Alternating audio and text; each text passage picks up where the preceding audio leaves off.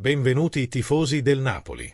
Mettete mi piace al video e iscrivetevi al canale. Forza Napoli sempre.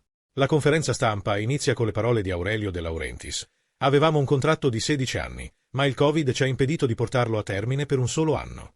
Quest'anno compiremo 15 anni con il Trentino.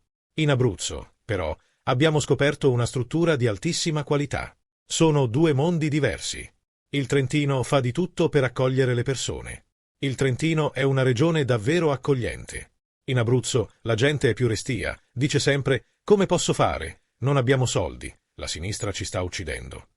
Ma quando parliamo di sport, parliamo di amicizia, di una sfida straordinaria tra due squadre che competono in modo sportivo per qualcosa che è nell'aria.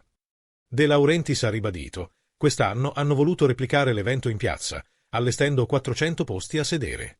E anche chi porterà il proprio troverà spazio. Ho selezionato 4 film straordinari e speriamo di ripetere il successo dell'anno scorso. Marco Pancera, sindaco di Dimaro Folgarida, ha dichiarato «La proposta del presidente per un cinema all'aperto è sembrata subito interessante e perfettamente realizzata. 15 anni fa abbiamo accolto il Napoli e siamo diventati una vera famiglia, costruendo ponti dove i valori dello sport e dell'affetto hanno rafforzato il legame che si è creato. Spero che questo rapporto possa continuare. È importante per il nostro comune. La comunità ne risente. C'è anche chi critica, ma la sensazione è che non vediamo l'ora che arrivi il Napoli, perché quando c'è il Napoli è una grande festa. De Laurentiis ha già parlato di un rinnovo del contratto, e io sono molto aperto, se tutti lo vogliamo, perché è una cosa molto positiva. Il cinema è ciò che più mi piace in questo periodo di allenamento, perché coinvolge tutta la Val di Sole, riempiendo la città e la piazza. Non ho dubbi che sarà un successo. Quest'anno si terrà in Piazza Madonna della Pace, per essere vicini ai cittadini. De Laurentiis continua. Proviamo a vedere come si può vedere la finale dei mondiali sul maxischermo in piazza. E voglio essere chiaro, non lasceremo che la celebrazione perda il suo slancio. Nel 1926, il 1° agosto, alcuni menzionano la data, altri dicono il 25 agosto, altri ancora più tardi. La verità è che il calcio Napoli è stato fondato alla fine del XIX secolo da marinai inglesi, e poi è arrivato Ascarelli, un ebreo illuminato, che ci ha lasciato in eredità il nome Calcio Napoli. Anche noi stiamo scrivendo la storia di questi oltre 100 anni.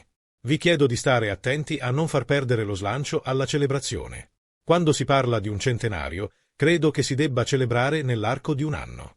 Se includiamo il 1° agosto tra le varie date, significa che voglio festeggiare dal 1° agosto 2026 al 31 luglio 2027. Dico questo perché Tommaso Bianchini ha una serie impressionante di celebrazioni, attività ed eventi.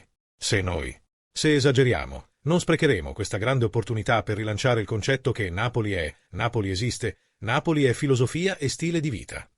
Quindi, unitevi a noi in questo percorso, che dovrebbe durare un anno. De Laurentiis dichiara, rapporti solidi con gli allenatori? Allegri?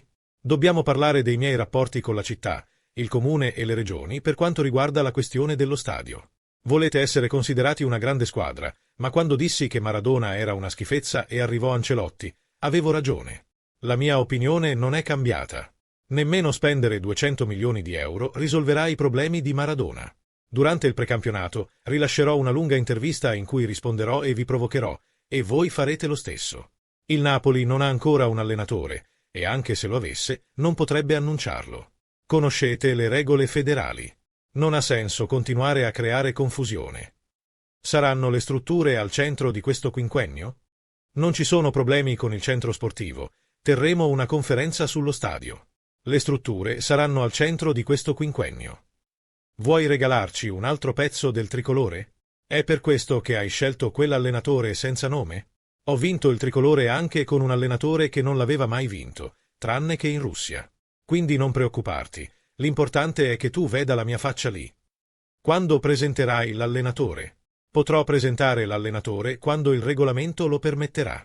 Non sono uno che infrange le regole. Posso non essere d'accordo con le regole perché a volte vengono create sul momento e diventano obsolete. Abbiamo accettato di partecipare a una competizione con delle regole, quindi le rispettiamo. Quando potremo annunciare l'allenatore, lo faremo. Qual è la tua opinione, tifoso del Napoli? Metti mi piace al video e iscriviti al canale. Forza Napoli!